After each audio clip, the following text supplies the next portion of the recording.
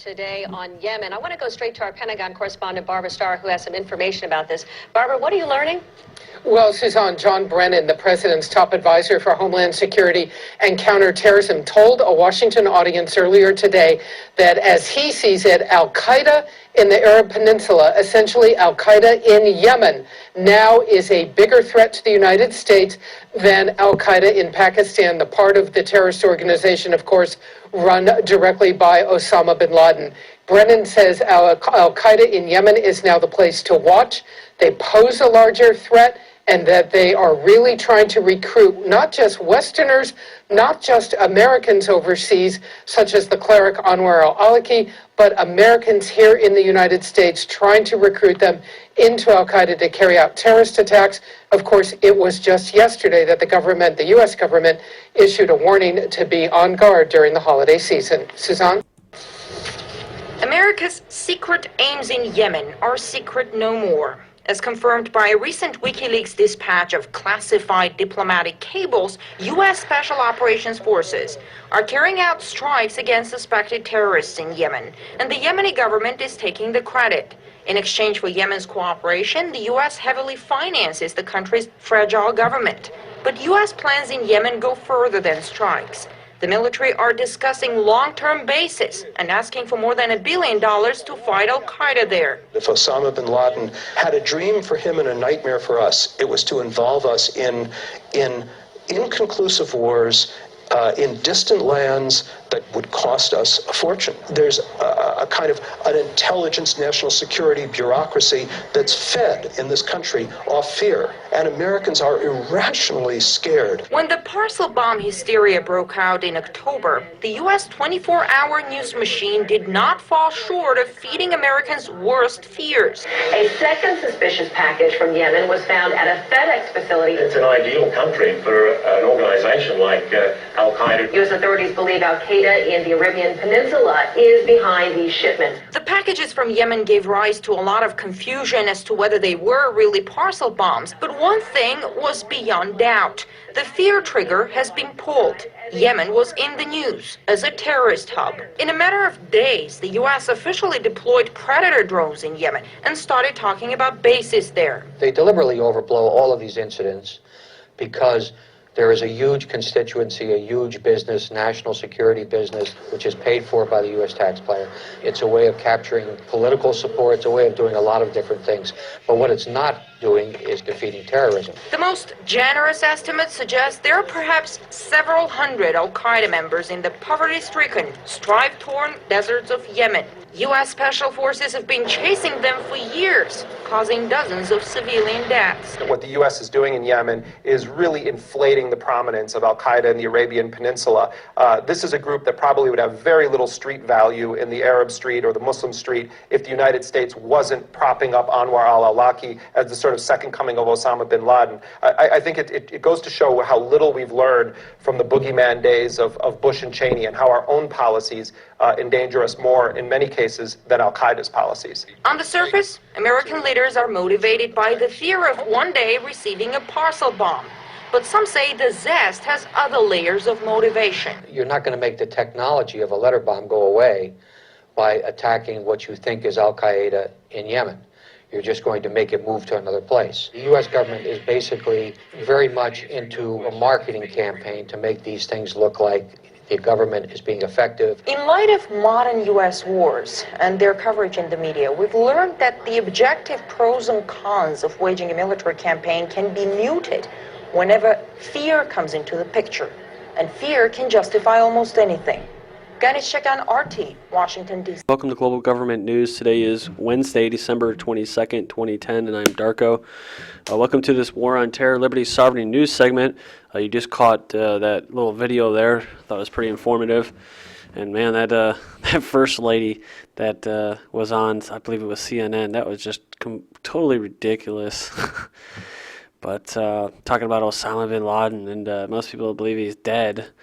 And so that, yeah, and basically the cleric in Yemen has been tied to, the Christmas Day bomber, underwear bomber of last year, and he was tied to Yemen, and everything goes back to Yemen. So, But before I start, new listeners, please visit my website, www.ggnonline.com. That's ggnonline.com. All right, so we're going to go to this first article here from the ArabAmericanNews.com. And it says here, Yemen funneled U.S. aid to insurgency war. So, it is all a business, as that one individual being interviewed said. It is a big business, the big military-industrial complex. And there is no, real threat. See, that's what they didn't really say in that video. It just said that, the U.S. wants to act as if they're being very effective at fighting terrorism, but the reality is that they're actually creating the threats. See, you won't usually hear that, but that's the truth. It's the government themselves creating the threat of terrorism, actually funding the terrorists themselves in Pakistan and Afghanistan and Yemen and Al-Qaeda.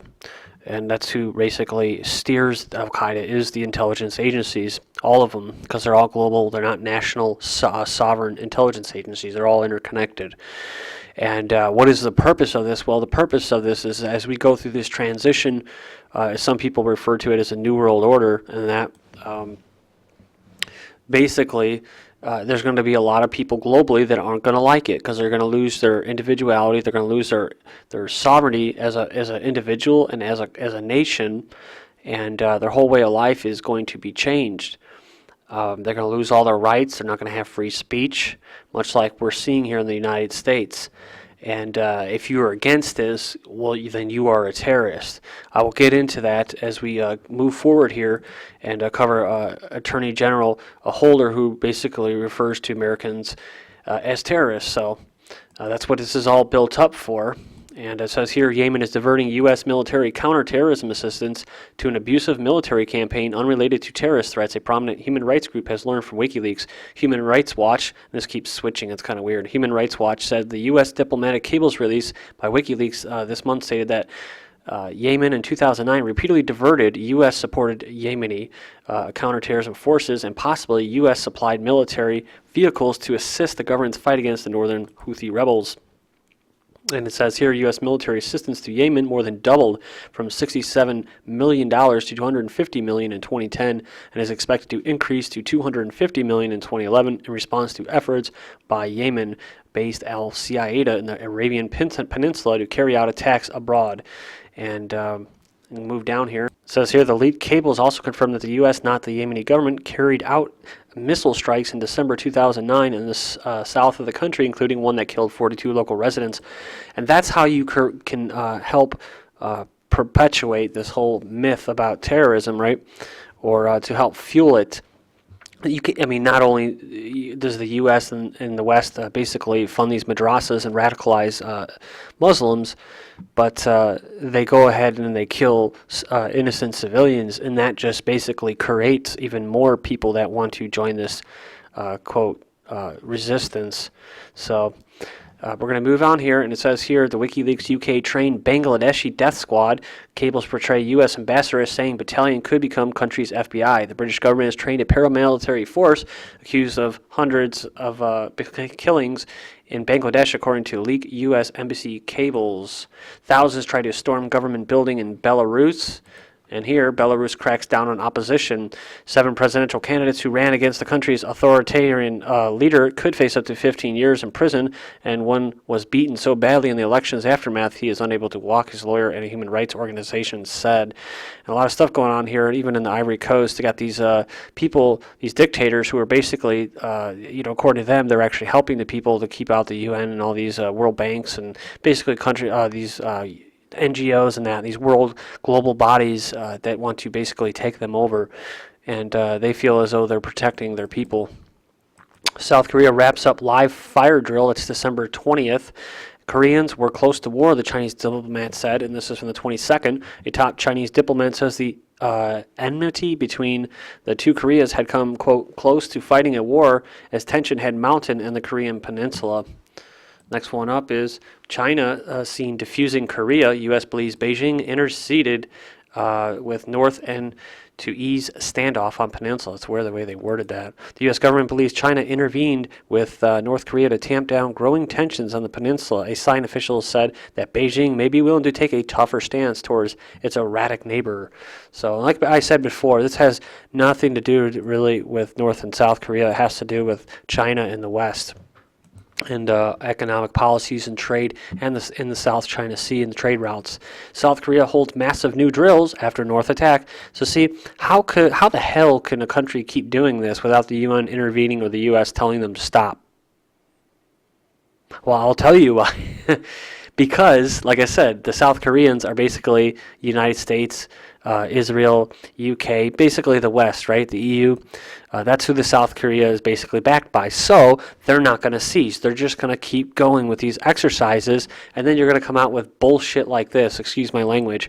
North Korea threatens to attack South over Christmas lights. This is about as ridiculous as I don't want to say the most recent, but probably within the past 3 months, little skirmish and firefight that happened between, I believe it was the Palestinians and Israel over a cypress tree, they said. And it had nothing to do with really a cypress tree. I mean, there's a lot of stuff, growing tensions going on, and it has nothing to do with a stupid cypress tree where the Israelis shot somebody for clipping the tree over the border. And this is the same rhetoric that you'll hear, oh, it's over Christmas lights. You know, it's just... Man, you really got to be stupid and have your head up your rear to believe that. NATO denies U.S. military pushing for Pakistan raids. Says here the U.S.-led coalition in Afghanistan on Tuesday denied reports that American forces are pushing to expand special operations raids into tribal areas of the neighboring Pakistan, where Islamist militants are known to find refuge. And it's funny because we were actually carrying out operations in Pakistan long before the American people even knew about it. We were in there droning the hell out of them, and then now we have troops in there after the, quote, flood. Pakistan opposes U.S. military raids, so Pakistan has opposed any ground military operations in its territory by U.S. troops amid reports of the U.S. expansion of ground war into the Asian country. Following a New York Times report on Monday about the U.S. expanding of ground operations across the border into Pakistan's tribal areas, a spokesman for the Pakistan's foreign ministry said on Wednesday, Pakistan is capable of confronting militants in its tribal regions. Pakistan drone strikes. Check this link out, guys. It's a really good article here. It's kind of unsettling, but still it's very informative. The CIA's secret war.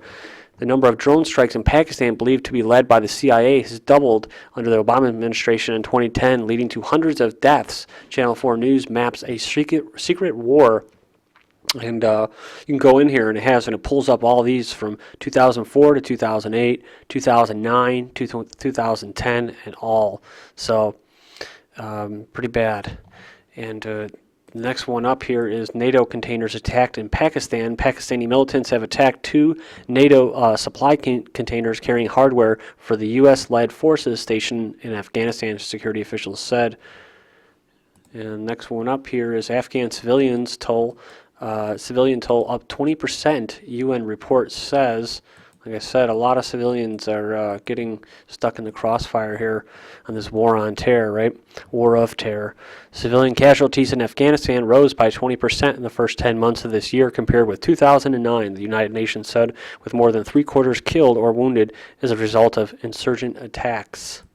A report says Al-Qaeda plotted to sprinkle poison on U.S. salad bars. And this is the next propaganda that's in the news recently. It says with terrorism experts now suggesting that Al-Qaeda is rapidly withering into irrelevance. Some of the group's recent plots building bombs inside of toner cartridges, for instance, have looked a bit, well, desperate. And that's because they are, right? Rome police device on subway couldn't explode. Police said Tuesday suspicious package full of wires and powder that prompted a terror scare in Rome's subway during the Christmas season was a fake made out of cement-like powder and not explosives. Attorney General Holder has a blunt warning on terror attacks. AG Holder says terrorists only have to be successful once. Says he has an urgent message. While he is confident the U.S. will continue to thwart attacks, the terrorists only have to be successful once. And you can join us in part 2 of this War on Terror, Liberty, Sovereignty news segment. This is Global Government News, and I'm Darko. Thank you.